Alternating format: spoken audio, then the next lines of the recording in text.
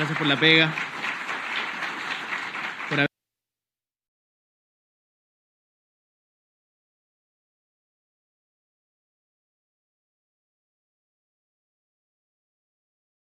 Recién comenzó la Defensoría y hoy día hay una institucionalidad y así crece la institucionalidad. Va de a poquito, se va consolidando, pero efectivamente entrega la manera de avanzar es fortaleciendo la institucionalidad como creo se ha hecho.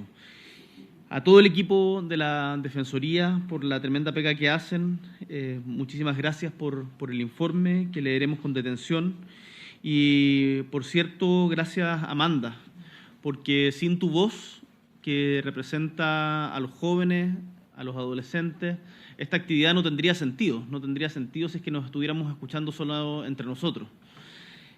Yo cuando tenía tu edad, que no fue hace tanto tiempo, pero tampoco hace tan poco, era muy desconfiado de los adultos, en particular de los adultos que venían de la política o del discurso oficial, porque siempre estaban permanentemente negando o eran muy recelosos respecto a nuestro derecho a opinar, a participar. Y siempre me acuerdo cuando los senadores de esa época, cuando estábamos en movilizaciones firmes por el derecho a la educación, nos dijeron, oiga, y propusimos una reforma tributaria para poder financiar la educación gratuita, y nos dijeron ahí, ¿sabe qué? Ustedes métanse en sus cosas, que nosotros sabemos hacer esto. No sabían. Así que yo creo que la organización estudiantil, el debate, la participación, la movilización pacífica es tremendamente importante para cambiar Chile, y así lo han demostrado los estudiantes a lo largo de la historia. Piensen que cuando cayó la dictadura de Ibáñez en 1931, fueron los estudiantes los principales gestores de eso, o sea, hace casi 100 años. ¿Para qué decir la revista Claridad de los años 20, las movilizaciones de los 60, cuando Violeta Parra escribe «Me gustan los estudiantes porque son la levadura del pan que saldrá del horno con toda su sabrosura»? Eso es en los 60. Los estudiantes secundarios fueron también muy importantes en las movilizaciones contra la dictadura y contra la municipalización. Hoy día pueden haber muchas críticas respecto a la implementación de los SLEP, pero no nos olvidemos que fue un cambio producto de un sistema que no estaba funcionando. Y los SLEP, después podremos hablar más en detalle de eso, sí están dando resultados. Y la desmunicipalización fue una demanda que desde el inicio parte desde los estudiantes secundarios. Y así la movilización del 2006 de los pingüinos, que partió en Lota, en un liceo inundado, y que contagió todo el país y fue de las primeras movilizaciones intensas, tremendamente masivas desde el retorno a la democracia, y que abrió un nuevo ciclo político en Chile. ¿Y para qué seguir? La opinión de jóvenes, de estudiantes, es tremendamente fundamental para cómo avanza un país. ¿En qué hemos avanzado? Desde el retorno a la democracia, el Estado ha dado pasos importantes en el reconocimiento a niños y niñas como sujetos de derecho, en fortalecer su protección y en establecer leyes e instituciones que garanticen su bienestar. En 1990, Chile suscribió la Convención sobre los Derechos del Niño.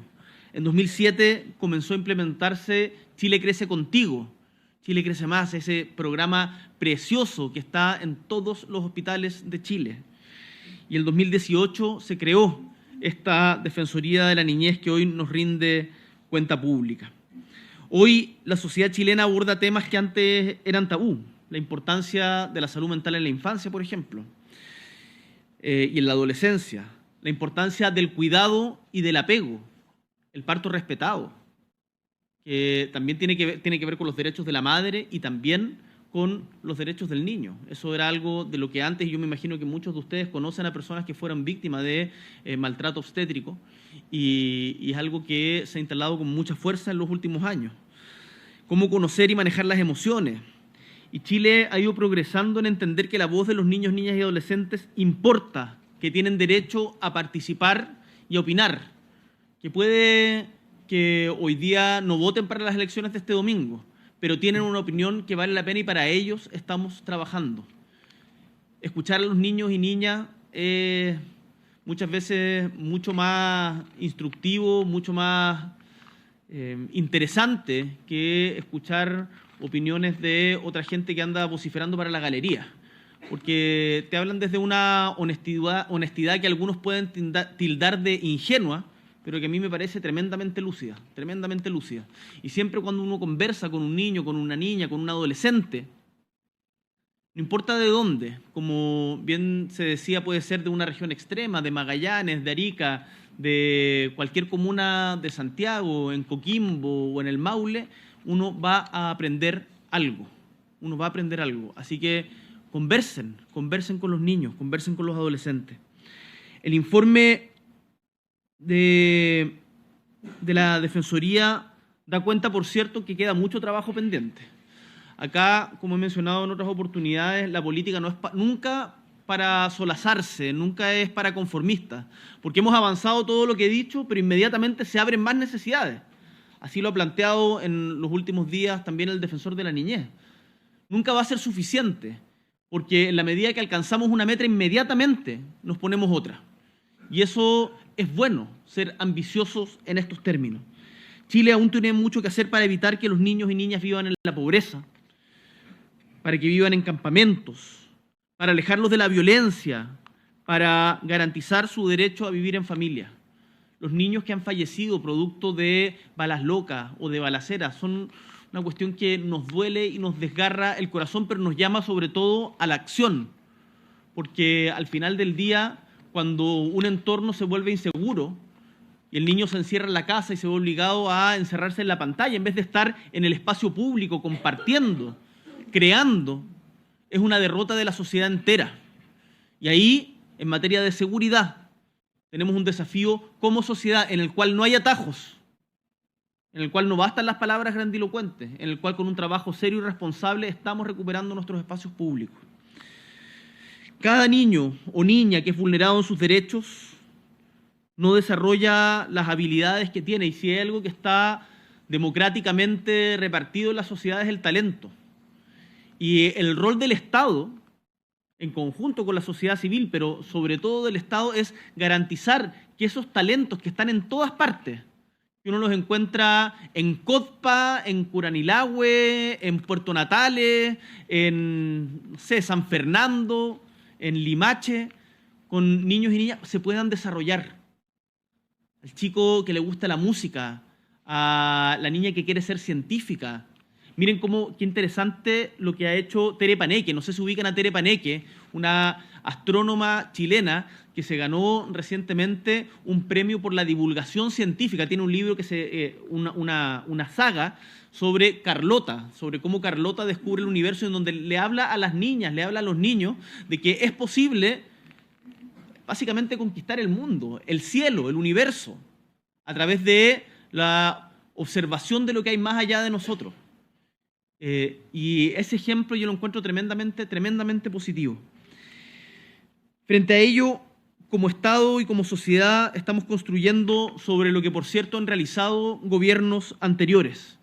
Fue el presidente Elwin el que tomó la decisión en 1990 de suscribir la Convención sobre los Derechos del Niño, Niña y Adolescente. Fue, si mal no recuerdo, la presidenta Bachelet, durante la época de la presidenta Bachelet, cuando se discutió y se avanzó significativamente en el debate sobre la Defensoría de la Niñez, y fue el gobierno del presidente Piñera en el que finalmente se vivió todo el proceso de implementación. Entonces acá va más allá de los colores políticos. La infancia nos tiene que convocar a todos y todas. Me acuerdo, de hecho, que fue con el presidente Piñera que nos convocó a una comisión por la infancia transversal, en donde algunos no querían que participaran, porque decían, ¿cómo van a participar de algo que convoca un gobierno de derecha? Pero por supuesto, porque la niñez, la infancia no tiene color político. Y por eso estuvimos ahí, y por eso hicimos, me acuerdo, 90 y tantas propuestas, de las cuales varias se han implementado, para poder avanzar. ¿Qué hemos hecho nosotros como gobierno? Hemos trabajado para garantizar el derecho a la salud de los niños, niñas y adolescentes. Y acá hay algo de lo cual yo me siento profundamente orgulloso. Hace poco, la revista más prestigiosa en materia de medicina, The Lancet, publicó una portada en donde aparecía América del Sur y en donde Chile era una jeringa la alargada, y el resto de Sudamérica era un niño abrazando a Chile, abrazando la jeringa. Y esto por nuestra política contra el virus sincicial a partir de la implementación del Nirsevimab, una decisión que tomamos junto a la ministra de Salud, Jimena Aguilera, que en su momento fue bien difícil porque era muy caro implementarlo. Pero tomamos la decisión de correr el riesgo, avanzar en eso, y llevamos 2 inviernos seguidos sin ninguna muerte de niños por virus sincicial. Eso es protección concreta. Yo me acuerdo cuando nació la Violeta, la primera foto que le mandé a alguien fue a la ministra de Salud, antes de que a mi familia, todo, poniéndole la vacuna del Nirsevimab. También hemos avanzado en salud mental porque incorporamos al GES el tratamiento para la depresión grave con riesgo suicida en menores de 15 años. ¿Sabían ustedes?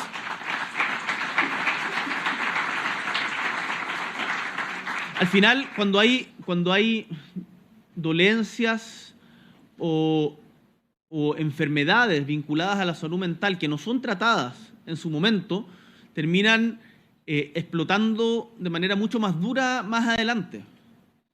Y es muy difícil hablar de salud mental, ustedes lo saben, lo hemos conversado, los adolescentes lo han planteado, pero es realmente importante abordarlo a tiempo. Por eso esta política pública es importante, no es un mero saludo a la bandera.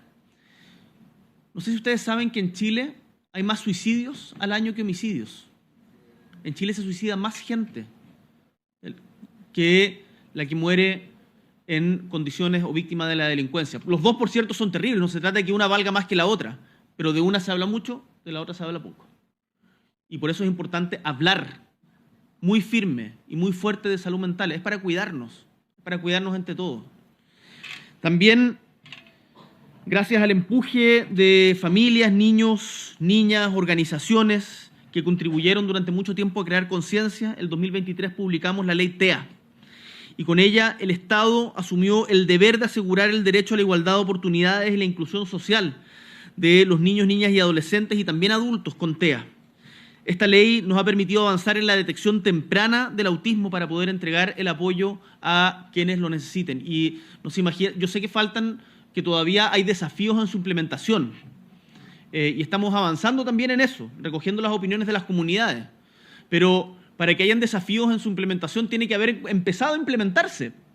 Y eso es lo que hicimos en este gobierno. Y eso no se imaginan cómo le cambia la vida a las familias de un niño o una niña con TEA. Me ha tocado, es de las cosas que más me mencionan cuando uno va a terreno. Es realmente esa pega es realmente significativa. Así que muchas gracias a las duplas, muchas gracias a los PIE. Había gente que decía que había que cerrar los PIE, los proyectos de integración escolar. Los PIE son fundamentales. Tenemos que fortalecer los PIE para justamente asegurar el derecho a la inclusión. En materia de educación, hemos trabajado por garantizar este derecho y lo primero que hicimos llegando al gobierno fue enfrentar las consecuencias de la pandemia.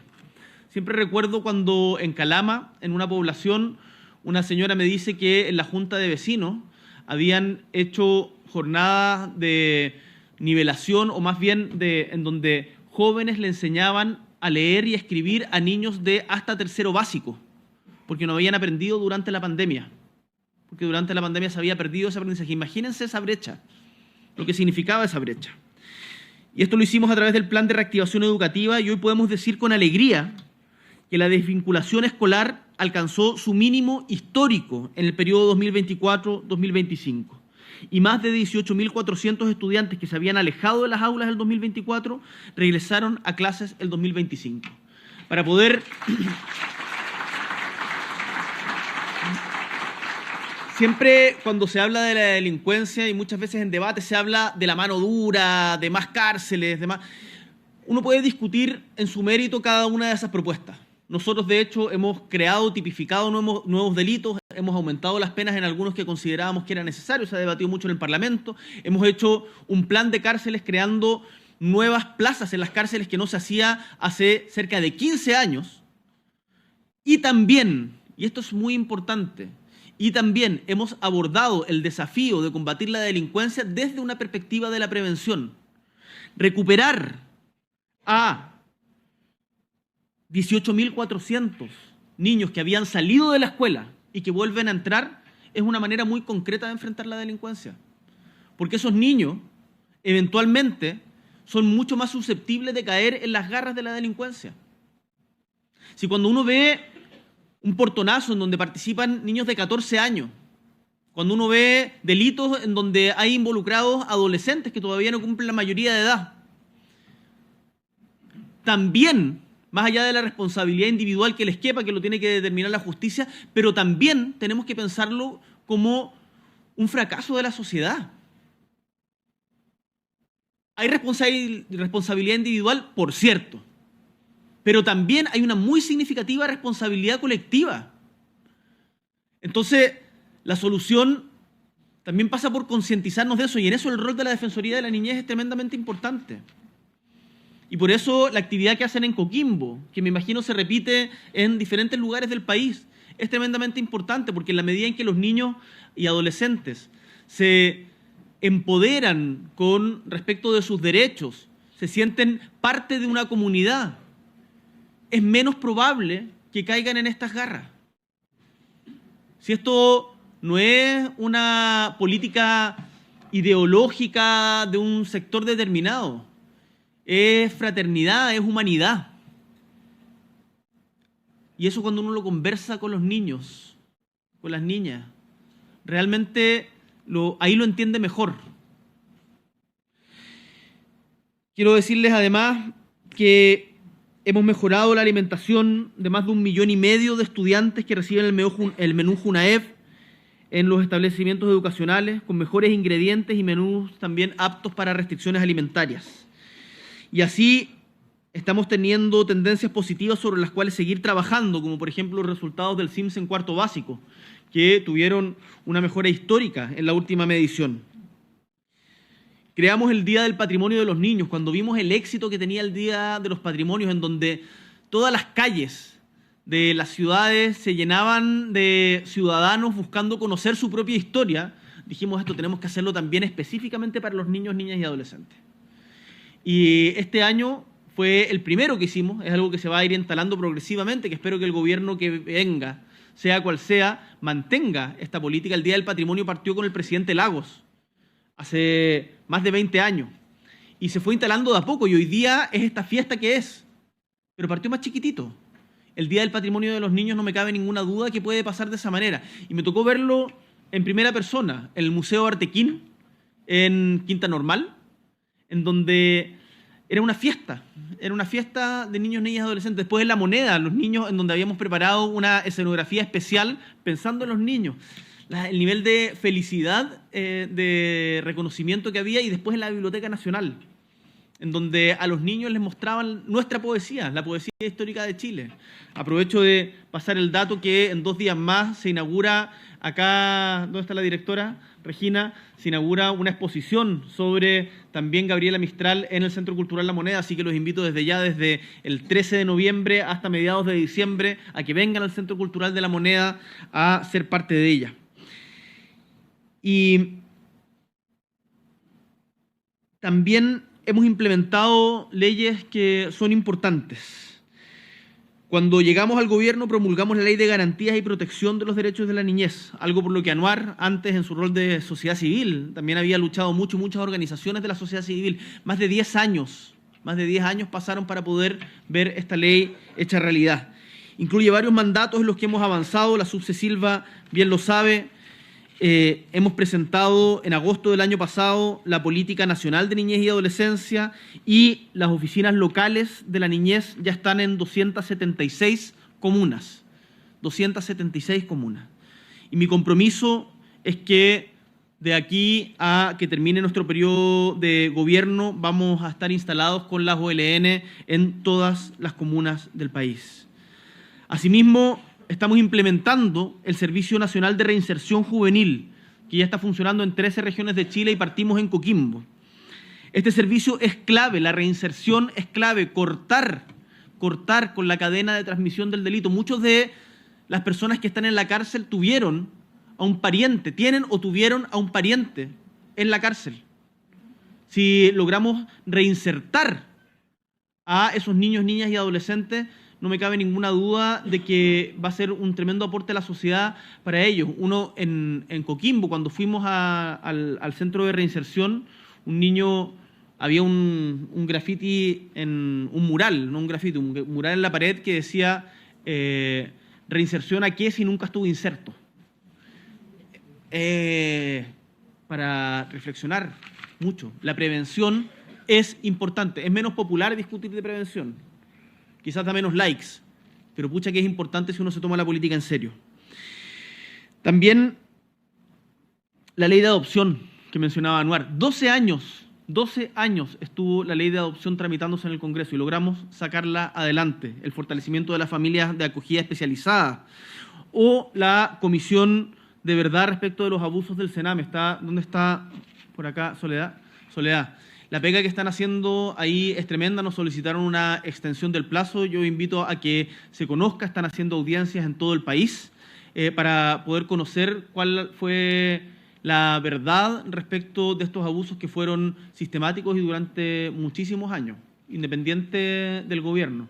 Siempre me acuerdo que cuando se destapó las violaciones a los derechos humanos en el Sename fue a propósito del caso de Lisette Villa.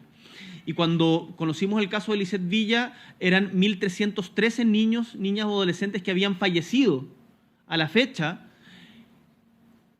que estaban bajo tutela del Estado, ya sea ambulatoria, o sea, con programas, o permanente.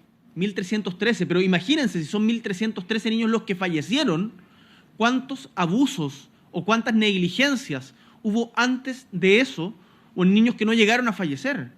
Entonces, la pega que está haciendo Soledad es tremendamente importante. Soledad y toda la comisión es tremendamente importante. Los invito a conocer más de esto y ayudarnos en la difusión también de las audiencias. Por último, quiero, en esto las cuentas públicas son desafíos y las instituciones tienen diversos roles. Y creo que es importante también debatir con respeto, con cariño y con datos. El defensor de la niñez nos hacía una crítica dura, que es parte de su rol, y que me parece bien que las instituciones autónomas le hagan críticas al Poder Ejecutivo porque nos empuja a trabajar más firme, pero decía que habíamos tenido un compromiso más en los discursos que en los hechos con la Defensoría. Y permítame, defensor, respetuosamente discrepar con esa opinión. Durante nuestro gobierno ha aumentado el presupuesto de la Defensoría de la Niñez en un 44%, desde el 2022 hasta ahora. Efectivamente, producto de las restricciones fiscales, este último año fue menos, pero un 44% ha aumentado el presupuesto de la Defensoría de la Niñez. Entonces, a mí me parece muy sano y muy deseable que la institución se plantee desafíos más ambiciosos. Pero creo, a partir de la cuenta que también estamos dando de lo que hemos realizado en materia de infancia, y en el reconocimiento de los niños y niñas como sujetos, creo que el gobierno ha estado ahí y hemos estado trabajando en coordinación y quizás supervisión de la Defensoría, y en eso yo agradezco y valoro profundamente el rol que cumple la Defensoría de la Niñez. Para terminar, me voy a tomar una pequeña atribución.